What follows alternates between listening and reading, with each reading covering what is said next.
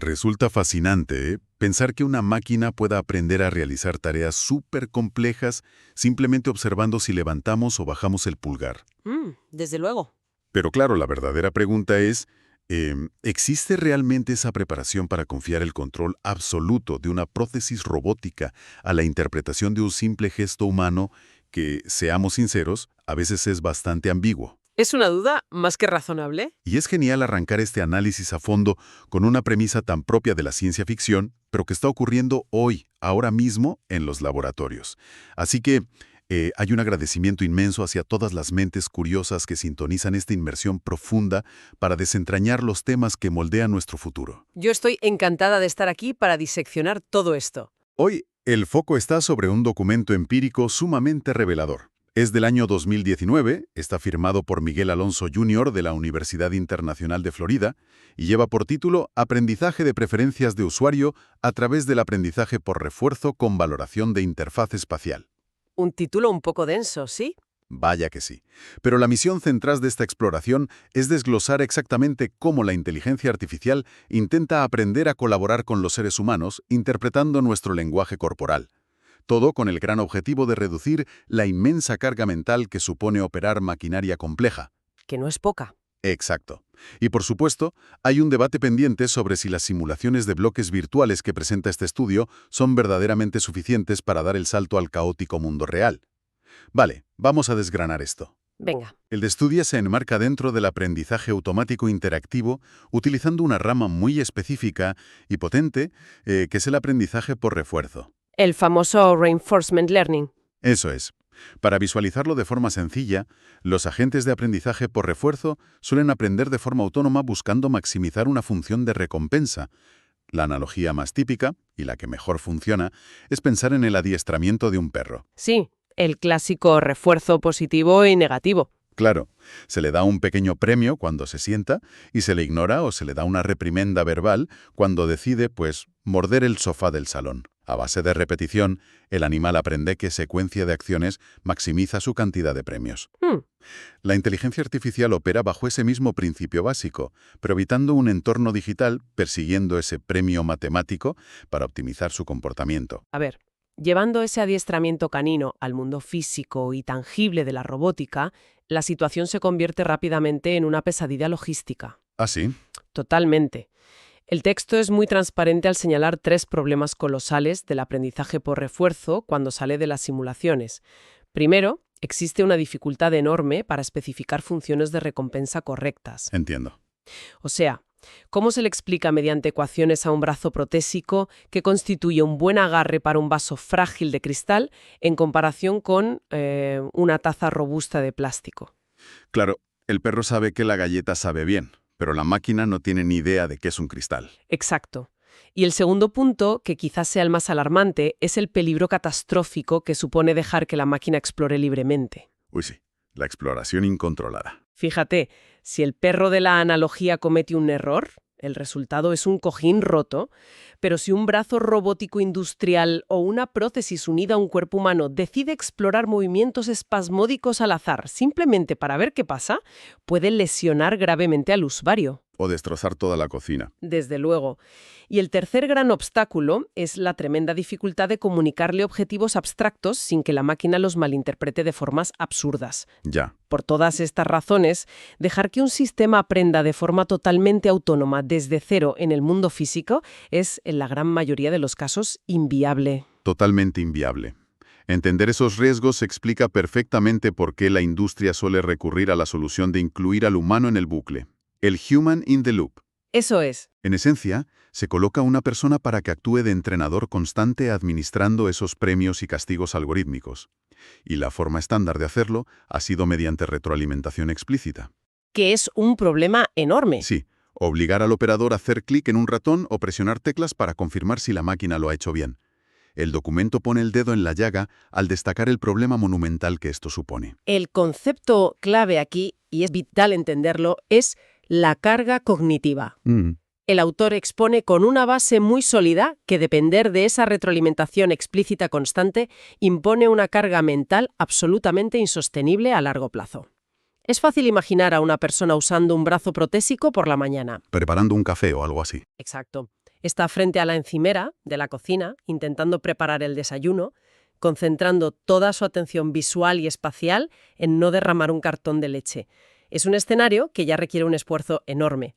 Claro, el cerebro ya está trabajando a tope. Esa persona no puede permitirse el lujo de estar pulsando botones en un teclado accesorio cada 5 segundos para indicarle al algoritmo que mantenga la presión o que afloje el agarre antes de aplastar el cartón. Sería agotador. A nivel neurológico es insostenible. El cerebro humano ya invierte una cantidad masiva de recursos procesando el entorno físico como para sumarle la tarea de ser el tutor a tiempo completo de una red neuronal inexperta. Y aquí es donde el autor del estudio, Miguel Alonso Jr., introduce la pieza central de su investigación, que es la valoración mediante interfaz espacial, el SAFE, por sus siglas en inglés.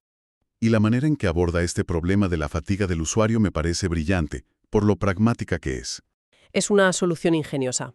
En lugar de botones, utiliza un hardware ya existente en el mercado llamado Leap Motion Controller. Es un sensor infrarrojo pequeño que se coloca sobre la mesa y es capaz de rastrear el movimiento tridimensional de las manos con precisión milimétrica. La premisa es que la máquina deduzca el valor de sus propias acciones leyendo el lenguaje corporal de las manos del usuario en el espacio. Eliminando la necesidad de teclear. Exactamente, de un plumazo. Pero bueno, hay un detalle técnico en la implementación de ese sensor infrarrojo que requiere un escrutinio minucioso, ¿verdad? Sí, porque al trabajar con tecnología comercial estándar, el autor se topó con un muro. El sistema de reconocimiento de gestos por defecto de ese dispositivo no traía preprogramado un gesto universal de pulgar hacia arriba o pulgar hacia abajo. Vaya.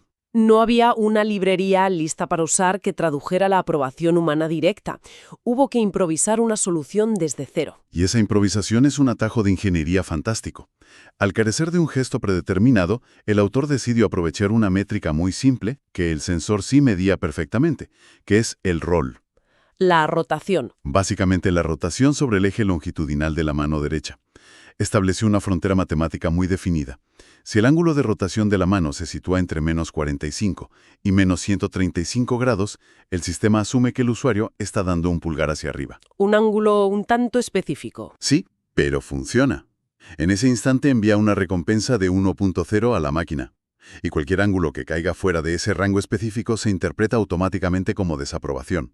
¿Enviando un castigo de menos 1.0? Eso es. Es una manera increíblemente limpia de convertir una postura física en datos que un algoritmo puede digerir. A ver, funciona en un entorno de laboratorio controlado. Lo fascinante de esto es que, desde una perspectiva de interacción humano-computadora, reducir toda la inmensa y sutil complejidad del lenguaje corporal a una simple función matemática binaria basada en una ventana de grados es extremadamente reduccionista. ¿Tú crees? Claro.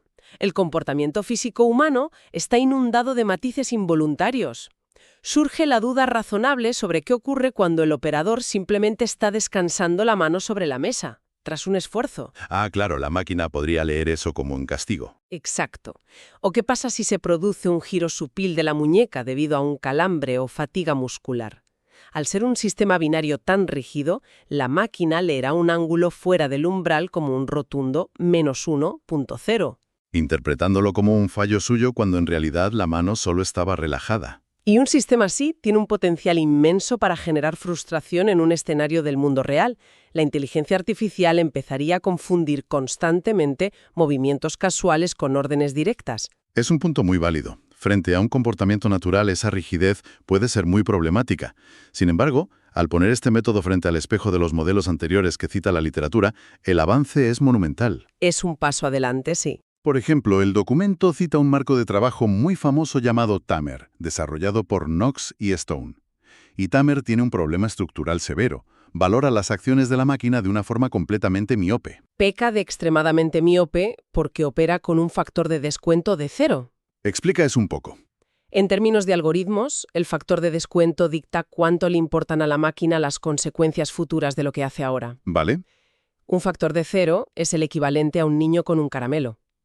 Solo percibe la gratificación o el castigo inmediato en este preciso instante. Ignora por completo si esa acción llevará a un desastre a largo plazo 10 pasos más adelante. Exactamente. Y luego el documento también contrasta el CDIP con el modelo de Cristiano, que intentó resolver el problema grabando pequeños clips de vídeo de 1 o 2 segundos de las acciones de la máquina. Y enviándolos al humano para que los evalúe. Eso es. El problema evidente ahí es el retraso sustancial. Requiere que quien opera la máquina interrumpa su flujo de trabajo, preste atención a una pantalla, analice el vídeo y emita un juicio. Es muy poco práctico. El sistema SIB brilla precisamente porque elude todo eso. Lee el gesto físico en tiempo real de forma ininterrumpida. Mejora la latencia de la respuesta de manera innegable, ofreciendo un canal continuo. Pero es crucial desplazar el foco hacia el campo de pruebas, hacia el entorno exacto donde se ha ensayado toda esta teoría. Que es la selección de agarre en prótesis. Así es. El problema fundamental que intenta resolver tiene un impacto social incalculable, que es optimizar cómo operan las prótesis mioeléctricas modernas. Hoy en día los pacientes tienen que visitar clínicas de forma recurrente para que un técnico recalibre el software, para que decida cómo cambiar la fuerza al agarrar distintos objetos cotidianos. La promesa de este documento es permitir que el propio brazo aprenda las preferencias de su dueño sobre la marcha, en su propia casa. Basándose en si muestra frustración o aprobación. Y para demostrar que esto es posible sin gastar cientos de miles de euros en hardware médico experimental, el autor fue muy inteligente. Usó una simulación. Sí, diseñó un entorno completamente simulado con un motor de físicas de código abierto llamado PyBullet. Y lo juntó con la interfaz GIM de OpenIN. Modelaron un brazo robótico abstracto con 3 grados de libertad, lo situaron frente a una estación virtual de cambio de agarre y generaron objetos de distintos tamaños. Las capacidades estaban muy limitadas. Avanzar, retroceder o cambiar el agarre. Eso es. Y la tarea era un éxito si la máquina elegía el agarre idóneo para el tamaño del bloque virtual y avanzaba correctamente. Y es precisamente en el diseño de ese entorno donde la perspectiva analítica obliga a levantar una bandera de precaución. ¿Por la simulación en sí? Claro, todo el experimento ocurre dentro de la esterilidad matemática de una simulación en una pantalla de ordenador. El argumento económico es válido, pero al abstraer el problema a bloques virtuales deslizándose sin fricción, se obvia por completo el ruido caótico del mundo real. Entiendo tu punto. En una prótesis física real, los sensores tienen que lidiar con el peso variable de los objetos, o el deslizamiento inesperado de una superficie pulida, por no hablar de la interferencia del sudor en los sensores mioeléctricos, o la fatiga muscular del paciente. ¿Que altera los patrones de movimiento? Exacto. Extraer conclusiones rotundas sobre la viabilidad clínica basándose en un entorno virtual perfecto es un salto de fe gigantesco. Es indudable que el mundo físico aporta un nivel de caos que las simulaciones suavizan. Sin embargo, hay un valor intrínseco enorme en la decisión metodológica de usar la interfaz GIM de OpenAI. ¿En qué sentido? En que logra democratizar el experimento. Se consigue desacoplar el desarrollo de la gente de las complejidades de patentes médicas o hardware carísimo. Eso es cierto. Abre la puerta a que miles de investigadores independientes o estudiantes puedan descargar el código, replicar el estudio y perfeccionar el modelo. Es un triunfo de la ciencia abierta. Desde esa perspectiva, sí. Y hablando del modelo, el documento se sumerge en el cerebro matemático de la operación. Se menciona un algoritmo llamado Zarza Lambda, operando como un control de diferencia temporal on-policy fundamentado en procesos de decisión de Markov. Y además utiliza algo llamado tile coding. Son muchos términos de golpe. Confieso que la jerga técnica resulta abrumadora. Y aquí es donde se pone realmente interesante. Pero necesito que nos ayudes a visualizar este engranaje algorítmico. Es normal que abrume. Parece un manual de aeronáutica. Vamos a desarmarlo por partes. Piensa en los procesos de decisión de Markov como si la máquina estuviera jugando a un juego de mesa. ¿Vale? ¿Un juego de mesa? En estos procesos, el algoritmo toma decisiones basándose únicamente en el estado actual del tablero en este preciso instante. No le importa la historia de cómo las piezas llegaron ahí. Solo mira la configuración, decide una acción y observa cómo cambia el estado para recibir su recompensa. Entendido. Pero el mundo real, o una simulación compleja, tiene infinitas posiciones posibles. Eso saturaría la memoria de cualquier ordenador. Para solucionar eso, se emplea el tile coding, o codificación por teselas. ¿Cómo funciona eso? Imagina que lanzamos varias redes de pescar, cuadrículas superpuestas sobre todo el espacio de movimientos posibles del brazo robótico. En lugar de aprender qué hacer en cada milímetro exacto, la máquina aprende qué hacer en áreas más amplias. O sea, si descubre que avanzar es bueno en la esquina superior de una cuadrícula, ese conocimiento se generaliza a las posiciones cercanas. Exacto. Esto acelera el aprendizaje de forma dramática, porque evita tener que experimentar cada microsituación de forma aislada. Eso aclara muchísimo cómo procesa tanta información tan rápido. Pero hay otra pieza del cerebro matemático que me llamó la atención. Mientras la máquina aprende, necesita equilibrar el uso de lo que ya sabe con probar cosas nuevas. La famosa exploración contra explotación. Eso.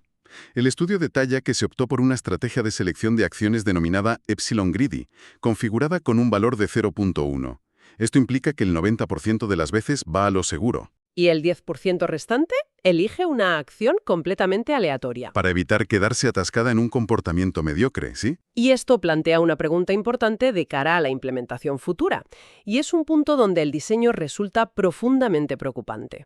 Volviendo a la aplicación final del control de prótesis robóticas, ¿Sí? ¿resulta remotamente justificable utilizar una selección aleatoria de movimientos, por mínima que sea la probabilidad, en un brazo biónico adherido a una persona? Puede ser arriesgado. Es posible ilustrar el peligro fácilmente. Alguien está sosteniendo un cazo con sopa hirviendo.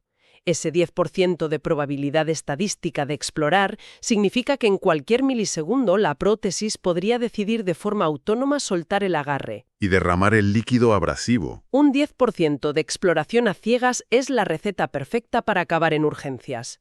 El propio documento reconoce la existencia de estrategias mucho más seguras, como la función Softmax. ¿Cómo funciona Softmax? En Softmax, la máquina no tira un dado a lo loco. Asigna una probabilidad a cada acción posible basándose en un historial. Las acciones que en el pasado demostraron ser terribles o peligrosas tienen una probabilidad casi nula de ser elegidas accidentalmente. Tiene mucho más sentido para algo físico. Resulta frustrante ver que se optara por la opción exploratoria más simple y peligrosa en lugar de implementar una función que mitigara los errores catastróficos desde el primer día. Esa advertencia sobre la seguridad es absolutamente crítica y muy gráfica. Sin embargo, para entender las decisiones del diseño del estudio, hay que recordar que es una prueba de concepto pura y dura. Claro. Los investigadores necesitaban aislar una única variable para poder medirla de forma concluyente. Querían saber si el SIF realmente acelera el aprendizaje y reduce la fatiga mental. En un estudio preliminar aislado, meter la complejidad de Softmax podría haber generado ruido en los datos. Sí, metodológicamente simplificar el entorno tiene su justificación. Mantener el andamiaje algorítmico básico para que la única variable brillante fuera el SIB, y vaya si lograron demostrar su impacto. Llegamos al momento de la verdad en el estudio, la fase experimental a ciegas. Ese es el núcleo duro donde la teoría se pone a prueba frente a usuarios. Estructuraron un experimento riguroso, comparando el rendimiento de 3 agentes distintos. La clave fue mantener al operador totalmente a ciegas. No sabía qué agente estaba entrenando en cada momento. Exacto. Los 3 agentes estaban muy bien diferenciados. El primero actuaba como la línea base. Era un agente con trampa, ya que poseía información perfecta del entorno, sabía de antemano el tamaño del objeto y conocía el agarre. El escenario ideal. ¿Sí? El segundo era el protagonista, el agente con SIF. Carecía de información previa sobre el tamaño del objeto. Su única fuente de conocimiento era su estado interno y la lectura constante del gesto de la mano del usuario. A través del sensor infrarrojo. Y el tercer agente era el grupo de control negativo. Un agente sin SIF que operaba completamente a ciegas respecto al entorno y el lenguaje corporal, conociendo únicamente su posición actual. Además de la lectura de los gestos de rotación de la mano, que daban esos puntitos de recompensa de 1 o -1, el diseño incluía un mecanismo de emergencia, un botón del pánico. La barra espaciadora. Eso es. Si la máquina ejecutaba una acción completamente errónea, el participante humano podía presionar la barra espaciadora del teclado. Ese golpe enviaba un castigo explícito muy contundente, una penalización severa de -5 puntos, obligando a la máquina a corregir drásticamente. Pues el análisis de las gráficas finales ofrece resultados que son motivos de celebración para la robótica asistida.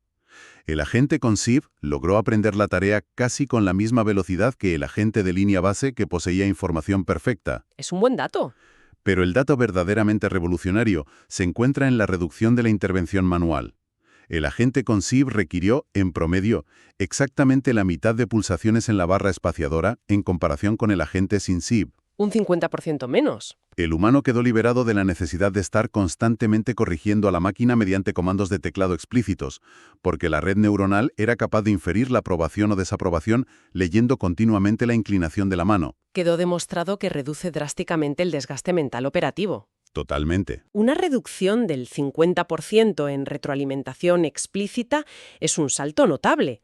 No obstante, al analizar con detenimiento el comportamiento de las curvas de aprendizaje en la figura 3 del estudio, emerge un matiz fascinante. ¿Qué matiz? Los datos revelan que, durante el primer intento, el agente SIF requirió en promedio una cantidad mayor de pasos para completar la tarea que el agente de línea base. Mostraba un comportamiento dubitativo en los compases iniciales. Como si le costara arrancar. Exacto. Y lo que esta anomalía estadística evidencia es que la máquina no está aprendiendo sola. El humano también está inmerso en su propia curva de aprendizaje. Claro, tiene que aprender a enseñar a la máquina. Al arrancar el experimento, la persona necesita tiempo de adaptación. Requiere concentración para aprender a mantener la mano exactamente en esa ventana de ángulos que el sensor exige para registrar un pulgar arriba constante. El de -45 a -135 grados. Eso es. Si conectamos esto con el panorama general, nos recuerda que en el aprendizaje automático interactivo la adaptación no es unidireccional. El ser humano y el algoritmo se están observando, evaluando y moldeando mutuamente. Es un entrenamiento mutuo donde ambas partes ajustan sus expectativas. Entonces, ¿qué significa todo esto? Repasando los pilares fundamentales, el primer gran descubrimiento es que la valoración mediante interfaz espacial es computacionalmente factible. Se puede traducir posturas físicas humanas continuas y mapearlas como expectativas de recompensas futuras. Directamente dentro de una red neuronal profunda. Y el segundo pilar es la confirmación de que la verdadera eficacia reside en abrazar un modelo híbrido. Mezclar ambos mundos. Fusionar la contundencia del aprendizaje explícito, como el castigo de la barra espaciadora para errores críticos, con la fluidez del aprendizaje implícito constante que aportan los gestos. Eso crea un agente inmensamente superior. Exige una fracción de la carga atencional por parte de quien opera la máquina. Y además, aunque el foco haya estado en brazos robóticos manipulando bloques en simulaciones, la tecnología matemática que late por debajo es muy versátil. Completamente agnóstica respecto a la tarea. Sí. Los algoritmos como Zarza Lambda combinados con interfaces espaciales pueden ir mucho más allá. Hoy es la pinza de una prótesis virtual, pero en un futuro cercano podría ser el software de un vehículo autónomo que aprende a ajustar la conducción leyendo la tensión muscular de los hombros del pasajero. Esa versatilidad expansiva empuja inevitablemente hacia una disonancia funcional fascinante. Se ha analizado cómo estos sistemas se programan con el único propósito de agradar y optimizar su comportamiento escrutando el cuerpo humano. Buscando microseñales de aprobación. Sí, pero la fisiología humana a menudo revela estados de estrés, fatiga o rechazo que la mente consciente intenta reprimir o ignorar por cortesía o por prisa. Es verdad. Si la maquinaria del futuro está diseñada para adaptarse incesantemente a nuestra postura y gestos involuntarios, ¿qué ocurrirá en el preciso instante en que nuestro lenguaje corporal implícito grite una preferencia o incomodidad que contradiga frontalmente la orden explícita que acabamos de teclear en la pantalla? ¡Wow! En ese momento de choque directo entre la voluntad consciente y el rechazo biológico inconsciente, ¿a qué señal debería otorgarle prioridad el algoritmo? Esa es una de esas reflexiones que reverberan mucho tiempo después de terminar de analizar los datos y que sin duda abre un campo inmenso para la ingeniería del futuro. Ha sido un recorrido verdaderamente fascinante cartografiando las nuevas fronteras de la comunicación entre nosotros y el código informático. Ha sido un placer compartir este espacio de análisis a fondo hoy. Que se mantenga siempre la curiosidad despierta ante estos avances que cambian el paradigma de lo posible. Hasta la próxima.